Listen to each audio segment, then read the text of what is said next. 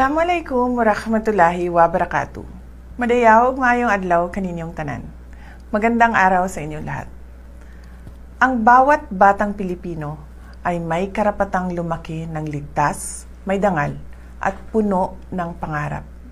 Ngayong National Children's Month, paigtingin natin ang ating kampanya laban sa sexual na pang-aabuso o pagsasamantala sa mga bata.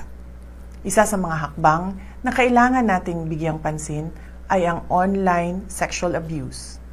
Our children deserve a safe digital and physical world where they can learn, play, and grow without fear. Sadly, many children face risks from online predators, cyberbullying, and exploitation, often leaving lasting emotional scars.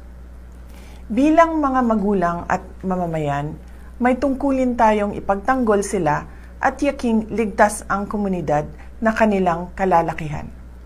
Huwag nating hayaan na malagay sa panganib ang buhay, dangal at kinabukasan ng ating mga anak.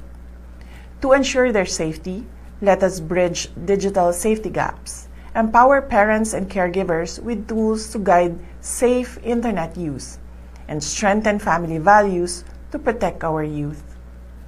Nananawagan ako sa lahat ng lokal na pamahalaan mula sa barangay hanggang sa itaas na magkaroon ng mahigpit na pulisiya para sa proteksyon ng mga bata. Kailangang mabilis at malinaw ang proseso ng reporting, response, at mga susunod na importanteng hakbang. Itaguyo din natin ang aktibong paglahok ng mga bata sa ating kampanya upang matiyak na napakikinggan ang kanilang mga saloobin sa mga usaping may kinalaman sa kanila, online man o offline.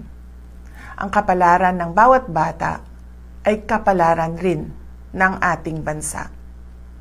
Mahalin natin ang Pilipinas para sa Diyos sa bayan at sa bawat pamilyang Pilipino. Syukran.